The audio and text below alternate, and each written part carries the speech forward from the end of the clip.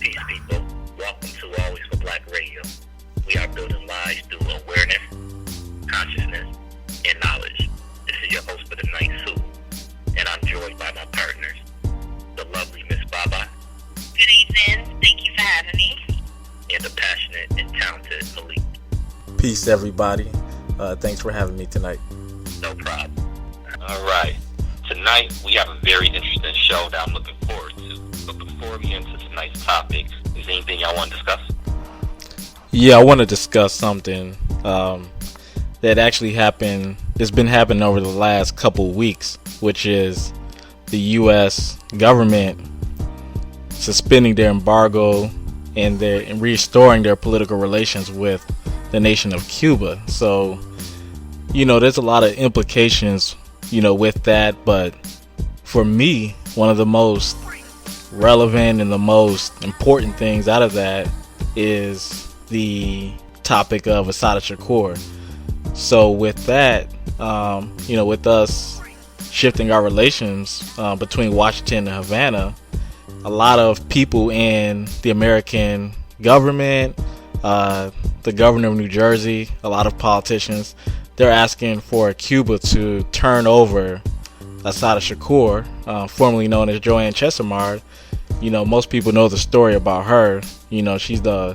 Right now she's the only female on the FBI's top 10 most wanted terrorist list. So of course, mainstream society, they consider her a terrorist. However, we know her as Assata Shakur, the political activist. So in the 70s, she was charged in slaying a New Jersey state trooper. She was freed from prison 2 years into serving a life sentence, and she's been in political asylum in Cuba ever since. Castro said that he would not release her. That was 30 years ago, and now people are calling for Cuba to release her as part of the agreement. So right now there's a $2 million bounty on her head. A lot of people in Cuba, they would, rat her out. That's $2 million US in a poor nation. Not to mention, the US government is putting pressure on Cuba to suspend her political asylum. They're willing to give $2 million to anyone who has information directly leading to her apprehension. And also, they're considering it a good move, a good faith move by Cuba to simply give her up. The important thing that I want to point out is, within American society, black people, especially revolutionary-minded black people, are considered an enemy. They consider Assata Shakur a terrorist. And we're trained in the United States to consider any enemy of the United States not only an enemy of the United States, but also an enemy of every person in the United States. And that also included Cuba, for over 30 years. However, as we can see from this story, right now, in 2014, Cuba, they're still refusing to release Assata Shakur. They believe in the cause of black liberation, as Assata Shakur was part of the Black Liberation Army. They believe in human rights for all citizens within a nation, and they do not believe that black people at that time had full rights as human beings, therefore granting not only Assata Shakur but numerous black revolutionaries political asylum in the nation of Cuba. So I just wanted to talk about that because, over the last couple of weeks, there was a lot of information and announcements being made between the United States and Cuba about restoring the relationship. But one thing we can't overlook is Cuba negotiating on a lot of things as far as this relationship goes, but not being willing to negotiate as far as releasing black political prisoners. Alright. Yeah, that was real talk, Malik. By the way, if you don't have the autobiography of Assata Shakur, you need to go get that. That's a must-read amongst the conscious community. I have something I want to briefly discuss also before we get into our main topic. There was an incident that happened in 2006 in Buffalo, New York. This story is actually about a cop doing the right thing. A black female cop by the name of Curio Horn stopped a fellow police officer from choking a young man. She jumped on the cop's back to stop him, and she ended up getting struck by the cop she tried to stop. Now, she might have saved this young man's life, But instead of rewarding her, what they do, they fired her. This woman served for 18 years on the Buffalo PD. She was only 2 years away from getting a pension. But they tried to say she was lying and she was harassing this guy. Now, a few years later, it turns out that this cop may be a dirty cop. The guy that she stopped from choking the young man. This cop is now under federal investigation. So now they going back and like, oh, maybe she was telling the truth instead of believing her from the get-go. Right now she's applying, she's trying to get her pension that she deserves. So this story need to get legs. We need to make sure this woman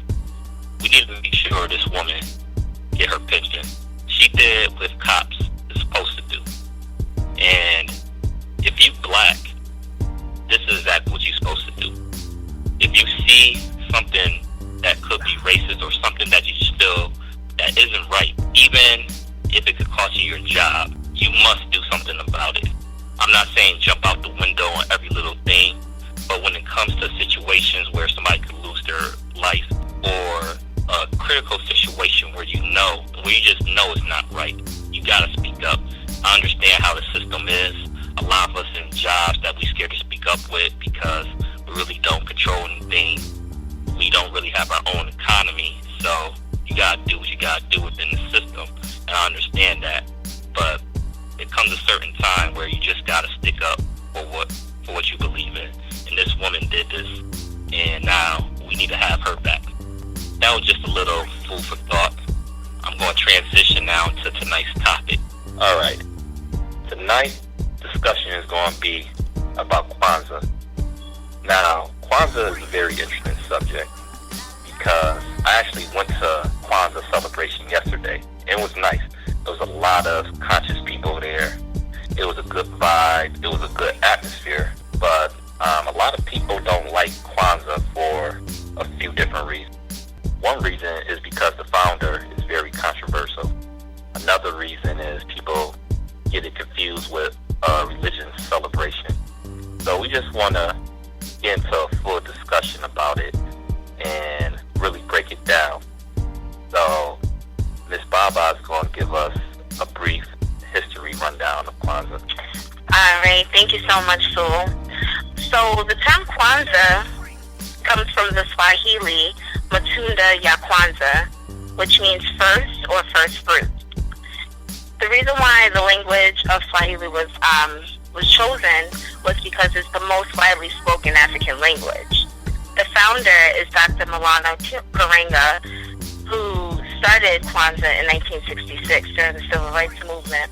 This year is celebrated between December 26th to January 1st, and it was a means to restore African history to blacks who were stripped of their history during the slave trade. It consists of 7 principles, which is called the Nguzo Zaba. Day 1 is Umoja, which translates to unity. Day 2 is Kuji Chakulia, which translates to self-determination.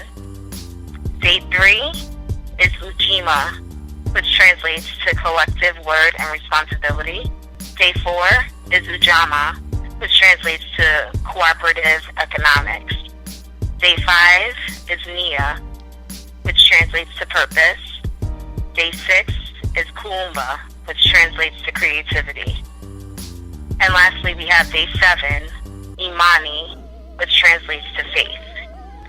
Now, let me explain to you how the actual holiday is celebrated.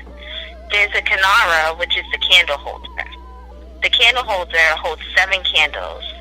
There's 3 red, the black candle in the middle, and 3 green. You light the first candle, which is the black candle in the middle, on the first day. And then you use that candle to light the flame of each individual candle from the left going towards the right on every consecutive day thereafter. Then there's the unity cup, which is the Kikumbe Cha Umoja, and that's used to pour libations to honor the deceased ancestors. Lastly, we celebrate by singing and dancing and eating, and those things usually take place on December 31st. It's a huge feast and then also a gift exchange. Now, the setup consists of placing a mat, which represents self-actualization. You place that down first, and then you place the kinora and the unity cup, or the kinkombe cha umoja, with some corn and fruits. And that's pretty much all you would need to begin. Alright. Thank you, Miss Baba, for that breakdown. Now, we're going to talk about Lana Karenga. He's the founder, and he is a very controversial figure for a few different reasons, like I said in the opener. There was accusations that he tortured 2 women. He started a group called U.S. United Slaves, which rivaled the Black Panthers, and I guess was accused of killing a few Panther members. There was accusations of informants infiltrating his group, and people accused him of being an informant from the Contel Pro program. So it's a lot of different negative energy surrounding him. But in my opinion, I think Kwanzaa is positive. Like I said, I went to the celebration yesterday and it was a good atmosphere. So should who founded Kwanzaa matter, in your opinion, Malik? Alright, well, my opinion on Kwanzaa, first and foremost, it's a very positive celebration. The principles of Kwanzaa, economic unity, all the principles of Kwanzaa are all positive, and they're all things that we definitely need in our community.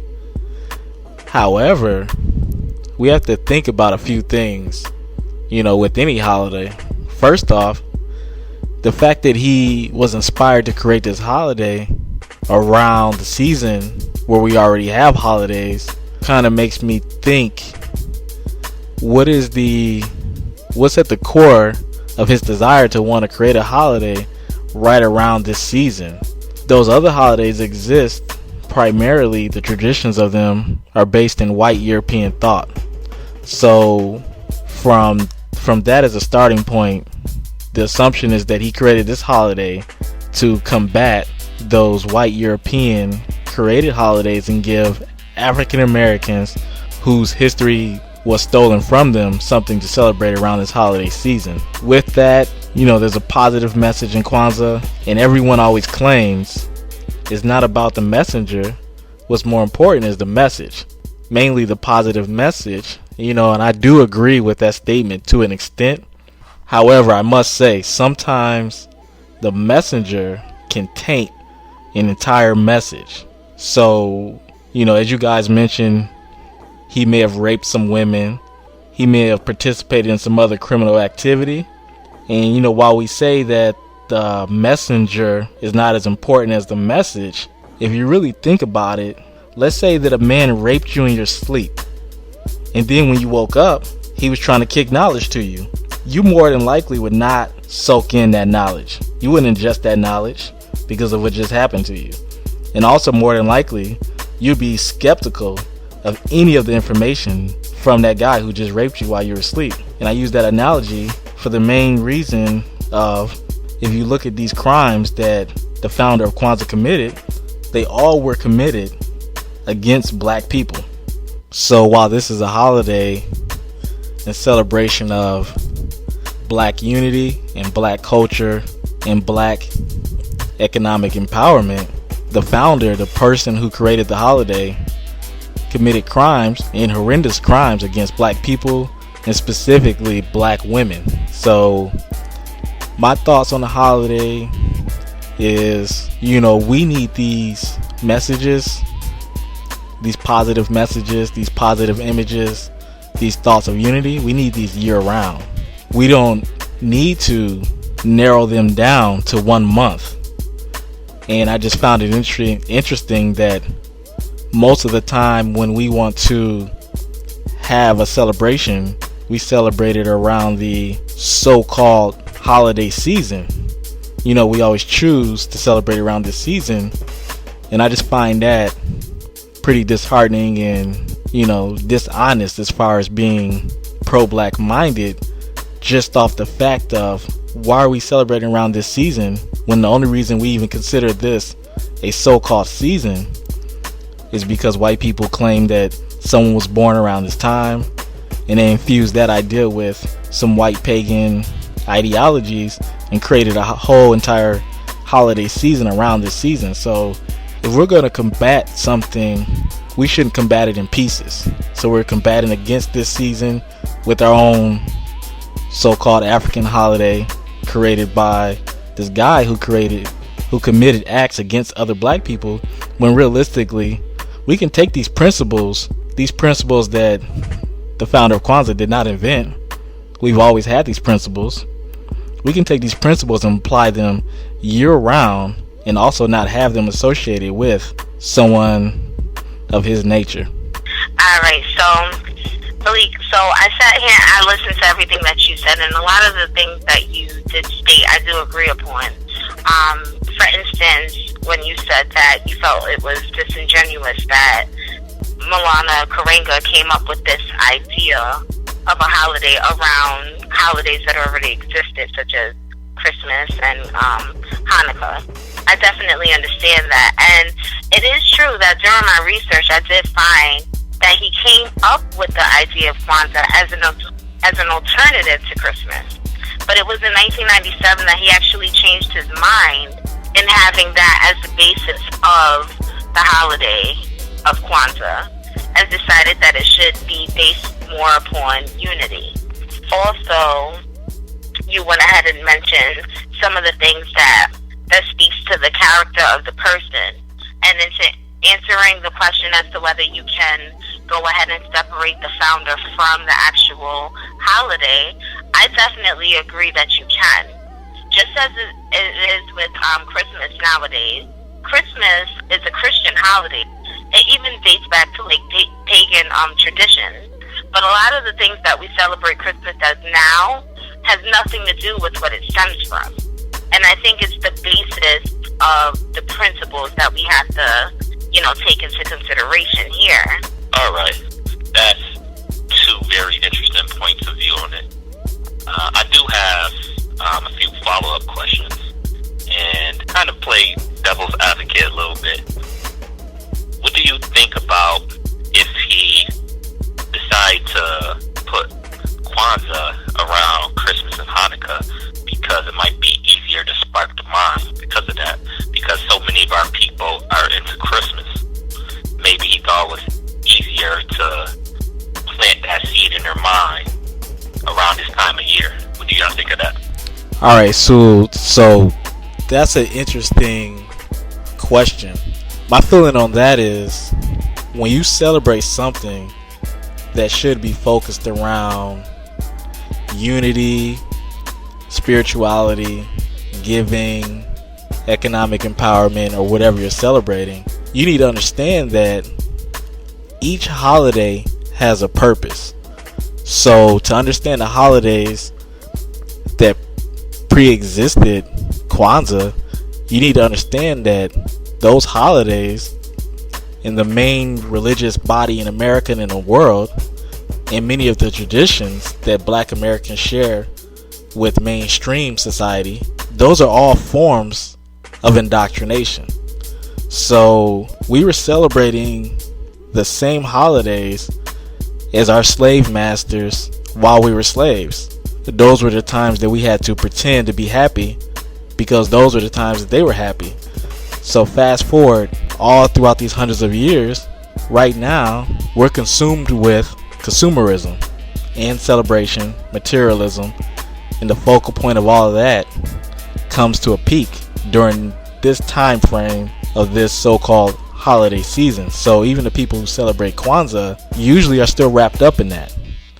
And they get wrapped up in that because when they go out to do one of the pillars of Kwanzaa, the gift giving, they still do it in the manner of Christmas.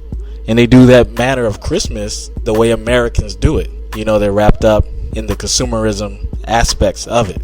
And so it's really hard to separate something by simply overlapping it, by placing a band-aid. But we have to understand that we were broken. We weren't cut. Our minds were broken. So it reminds me of getting a broken arm. You will not simply put a bandage over that and paint it red, black, and green, pretend like your arm's gonna heal. You need to break it back into place, put a cast around it, and let it regrow. With this holiday of Kwanzaa, we bended the mentality. So we took the same framework that our oppressors set up and attempted to bend it towards Afrocentric thought. And in my opinion, when you need to break a mentality, you simply just need to break it. It's really that simple. And so to prove that point, I'll go back to probably the most famous now case of redoing a mentality, a story that everyone knows, and that would be Malcolm X. So because of the movie, because of the autobiography and all the hype around Malcolm X, everyone knows this one the most. They know that Malcolm X, prior to, the Nation of Islam, was a hustler, a criminal, white girlfriends, drug user, drug seller, overall living a low life. And so when he was in prison, they didn't simply tell him do the same thing but do it differently. They broke him. Everything he did in his life was focused around changing his entire mentality. So as far as holiday creation, our basis can't be something that is based in white supremacy and we try to Africanize it. We need a celebration of blackness year round. What we don't need is to change something that's already there. We came here and what was taken from us was our names, our religions, our beliefs. If we're going to reinvent that, we just need to reinvent it. We don't need to take what they've given us and reinvent that. So that's my opinion as far as separating that from the messenger and also separating that from the entire holiday season. Miss Baba, you have anything to add to that? Absolutely. Now, I'm taking your question as that first and foremost. That was a really good question. I'm thinking that it seems to be very sneaky to place a cultural celebration during the same time as religious holidays.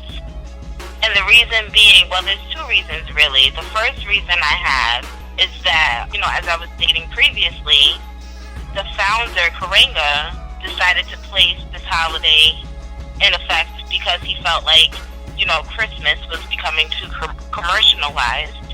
And I definitely understand that, but I don't think that's a real reason to go ahead and create something to celebrate culture.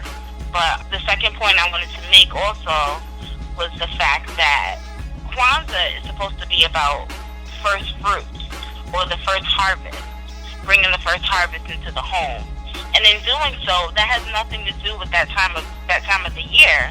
The harvest usually took place in warmer months like August. So to place it in December, I just don't see the correlation except for him being a little conniving to have cultural celebration be, around that time of holidays that already exist. See, those are very interesting response, and I'm kind of conflicted with this whole discussion. I'm kind of torn. Like, for example, I don't know the founder. I never talked to them, but I can kind of separate a person from a good idea. That's me, and it might sound crazy to do, but that's kind of how I think. For example, I don't like Andrew Jackson at all. He committed genocide, but he did warn about a central bank. Does that erase all the bad stuff he did? No. He was basically a piece of you-know-what. And I just use Andrew Jackson as a random example because that just popped into my mind. But it can be many different people throughout history. I always try to separate the messenger from the message just because most people have indiscretions that we don't know about. I tend to not try to put people on a high pedestal. We all have our flaws, and that doesn't mean I'm defending anybody, but that's just kind of how I view certain things. And I completely understand people disagree, and that's fine. That's why we have these discussions, to get all points of view out. Another question I want to ask is, I think we all agree that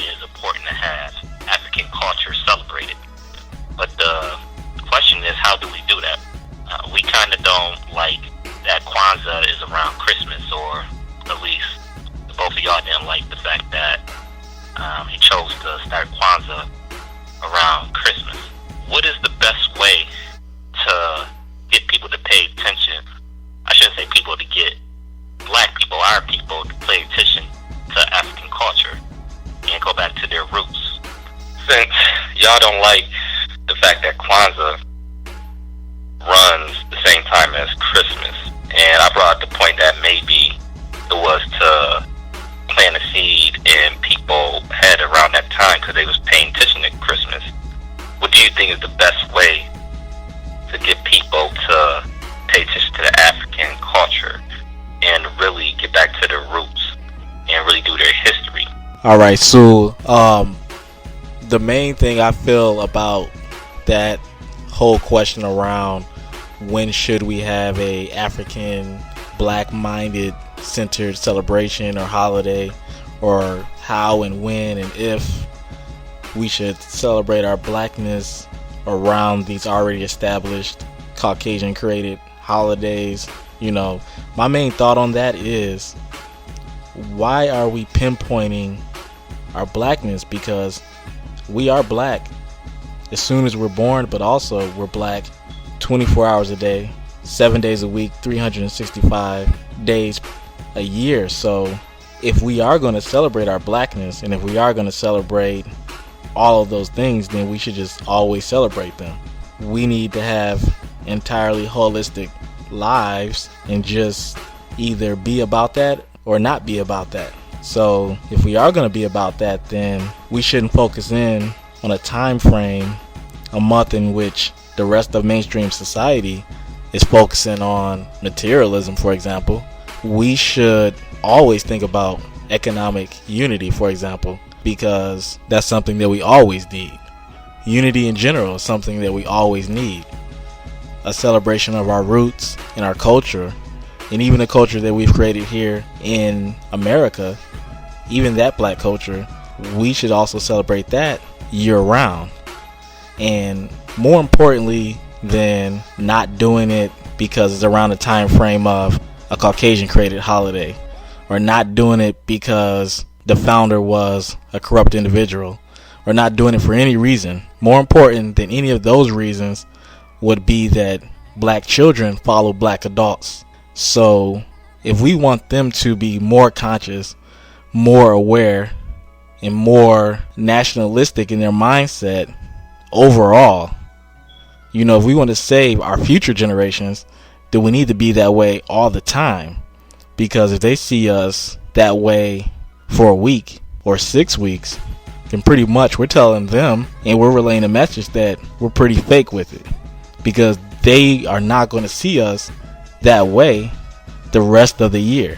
And if they only see us that way a certain part of the year, then it's a game. Then it's pretty much we've narrowed down our African roots and our blackness. We narrowed it down to the equivalent of Santa Claus, whereas our blackness is our entire lives. It's not just one holiday. Yeah, I feel a lot of what you were saying right there. Although I did think the Kwanzaa event yesterday was very positive, and I definitely planning to actually go back over the next few days to a few more of the events. I did see some pseudo consciousness there, where it was some people yelling out African screams, and you could tell they really didn't know what it was about, but they thought it was fun, which I guess is no harm in, but you really want people studying. But I will say the program was informative too. Miss Baba, do you have anything to add? Yes, I definitely do. I wholeheartedly agree with the both of you at this point. But I did want to go ahead and just point out the fact that Kwanzaa has no religious link to it. So I just want to make the viewers and listeners aware that you can celebrate Christmas as well as Kwanzaa if you wish. Kwanzaa has nothing to do with a religion. It has nothing to do with Christianity. It has nothing to do with Judaism, anything of that nature. But so if you chose to celebrate Kwanzaa, anyone could really celebrate Kwanzaa. It's just, a history lesson. But in the same breath, I just wanted to go ahead and explain that Kwanzaa, like, even though it started not so long ago, just in 1966, it now has millions of people who celebrate the holiday. And it stemmed way past just the United States. People celebrate it in Canada, the United Kingdom, France, Jamaica, and Brazil. Right. And Malik, I really do agree with you. I believe that African culture is something that is very important, and it's something that we definitely should take very serious and go ahead and live these things, live these principles, as well as other aspects of African culture in every single day of our lives. All right. Very interesting takes. And we're going to move on to our final takes. I'm going to let Malik start first. And basically, you can just sum up this discussion. What's your overall thoughts about Kwanzaa and everything we discussed tonight?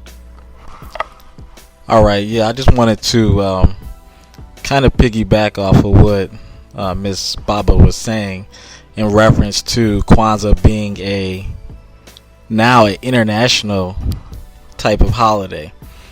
But just like, Miss Baba, most people, when I hear them say, well, Kwanzaa extends past the United States, it even extends past North America and goes to the UK, France, Spain, all these places. The majority, I want to point out that the majority of people who participate in Kwanzaa live in Western nations. The vast majority. So to me, that extends back to the point of covering up, something that's already there. Which, I don't really disagree with the fact that we do need something to point towards, our roots.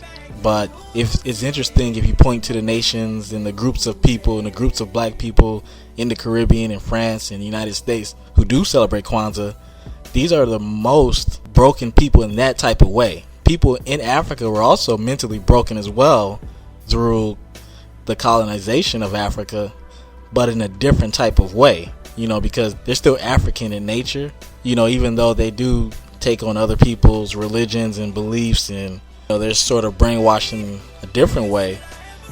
We in the Western Hemisphere, we are so consumed by Western thought that sometimes we don't even know it. Sometimes even the most pro-black amongst us make these mistakes of first adopting white culture and then on the back end attaching something black to it. And even the founder of Kwanzaa has done the same thing, but he's not the only one. If you notice, most quote Afrocentric people do not live in Africa. So with all of this, that's good. You do need those ideas obviously outside of Africa, because a lot of the African diaspora is outside of Africa, so we do need these ideas. But we have to be careful that we're not taking what has been ingrained into our brains and simply coloring it red, black, and green, which I noticed in a lot of movements, a lot of causes, a lot of holidays. That's exactly what we do. And so that's the reason that I centered my last point around this not being a movement thing, being a holiday thing, or just being a one cause or one issue, a few weeks, making it more of a lifestyle thing. Because if you're going to be pro-black, you just need to be that year round, because more important than all of these somewhat petty issues surrounding each of these movements is black children. Because to be frank, the majority of black adults in these Western nations are already lost, and it would take a force that we are unaware of to even change that fact. But the children of these black adults in these Western nations, they're not lost already. So our main focus needs to be around being pro-black and pro-us, pro our African roots, pro our history, and pro-knowledge year-round. That we don't get caught up in any cause or any issue, any holiday. We need to make this an entire movement as far as lifestyle, because anytime we make anything a one-time celebration per year, or anytime we make anything, a few weeks here, a few weeks there, I'm going to talk about this week and go back to mainstream society the next week. Essentially what we're telling our children is that this is a game. It would be nice if this was a game, if our oppression was something that we were making up, or if our oppression has lessened over the years, or our oppression hasn't simply changed forms. But the fact remains, the majority of things that were in place to oppress us still exist, and the brainwashing through the media and everything else not only is continuing to affect us, it's continuing to affect our children. And any study on children will show you that the brainwashing of children begins early in age, and the brainwashing of black children against black ideals starts early in age. So as far as black adults, we should be black children's first teacher and only teacher. And so with that, we need to make sure that we live pro-black lifestyles as opposed to simply celebrating African-based black intellectual holidays. All right, interesting and thorough breakdown by Malik. Ms. Baba, you have a closing statement? Yeah, definitely. I just wanted to say that I think it's important for us to take the whole concept of Kwanzaa as more than just a fluttering moment, just as Christmas or any other holiday is. It appears and then poof, it's gone. I think we should take the concept of Kwanzaa and make sure that we go ahead and incorporate that in our everyday lives, because history, especially black history amongst blacks, is very important. And I also wanted to go ahead and challenge myself, the two of you, and everyone else who's out there that may be listening, to just be great. I don't think most people even realize that the founder of Kwanzaa, which is Dr. B.L.A.C.K, he was only 18 when he moved to L.A. to become a part of the Black Power movement, and only 25 when he came up with the concept of Kwanzaa, when Kwanzaa began. So I just challenge all of us to be great. What can each of us do to go ahead and help and improve the lives of our black people? All right, another thorough and interesting breakdown. I just want to close it out by saying that I agree with both of them.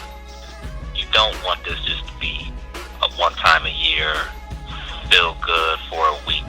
You need to live these values out every day of your life. That's why our name is Always for Black. Always for Black. That's very important. You should live these principles 24/7. Even if you're in a situation where you might not think it holds up to your values, what you need to do is you need to come up with a plan and work on how you're going to get out of your situation. How can you live like you want to live? Remember, always for Black, everything you do.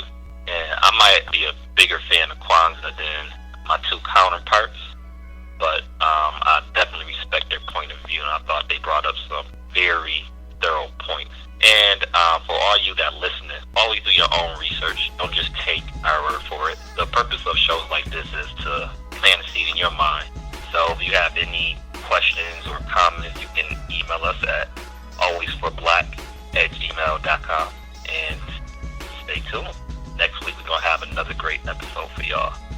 So for Always for Black Radio, signing off, this is Sue, Malik, and Miss Baba too. Thank you and peace. Thanks for tuning in, everybody. We're Black. We're building lives through awareness, consciousness, and knowledge. Stay Black.